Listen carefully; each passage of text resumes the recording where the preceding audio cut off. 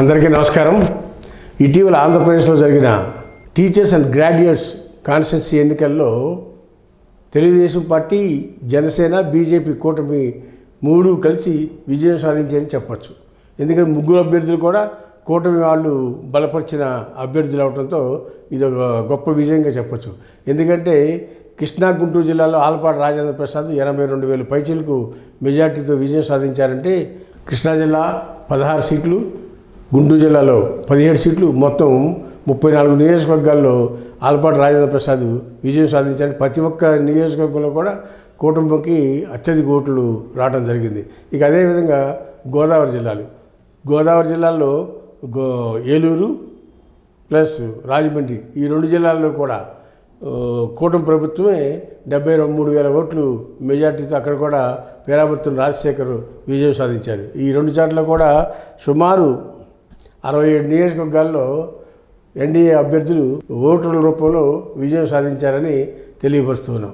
అంతేకాకుండా గ్రాడ్యుయేట్స్ ఎన్నికల్లో విశాఖపట్నం 15, విజయనగరం 9, శ్రీకాకుళం 10, మొత్తం కలిపిన అక్కడ కూడా 15, 10, 25, 25, 9, 34 సీట్లు.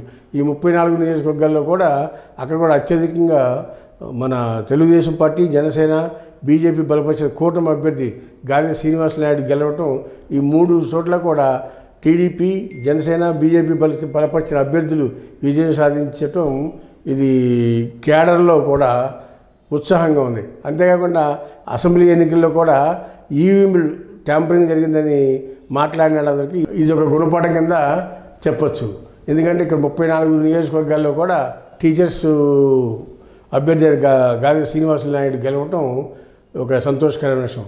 అట్లాగే ఆంధ్రాలో జరిగిన 3 నియోజకవర్గాల్లోనూ, తెలంగాణలో జరిగిన 3 నియోజకవర్గాల్లో, తెలంగాణలో బీజేపీ పార్టీకి వన్ సైడ్ వార్ లాగా అక్కడ గెలిచింది. ఆంధ్రాలో 3 నియోజకవర్గాల్లో కూడా కూటమి అభ్యర్థులు విజయం సాధించడం చాలా హర్షణీయమని చెప్పక తప్పదు. అదే చాలా చర్చ జరుగుతూ ఉంది. ఎందుకంటే చివరి నిమిషంలో జగన్మోహన్ రెడ్డి పోటీ పెట్టమని చెప్పి చివరి నిమిషంలో లక్ష్మణరావు గారిని బలపరచడంతో కొంత కన్ఫ్యూజన్ డెవలప్ అయ్యి పోటాగా ఉంటుందేమని అనుకున్నారు.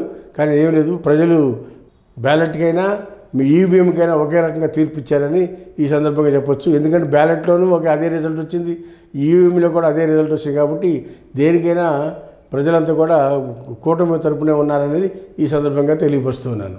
హాయ్ ఫ్రెండ్స్, మా ఫ్యూచర్ టుడే ఛానల్ చూస్తున్నందుకు చాలా థ్యాంక్స్. మరిన్ని లేటెస్ట్ వీడియోస్ కోసం వెంటనే సబ్స్క్రైబ్ చేయండి. అలాగే ఈ బెల్ని కూడా రింగ్ చేసేయండి. మా లేటెస్ట్ వీడియోస్ నోటిఫికేషన్స్ అన్నీ మీ మొబైల్లో వస్తాయి. మా వీడియోస్ మీకు నచ్చితే లైక్ చేయండి, షేర్ చేయండి, నచ్చకపోతే కామెంట్ చేయండి.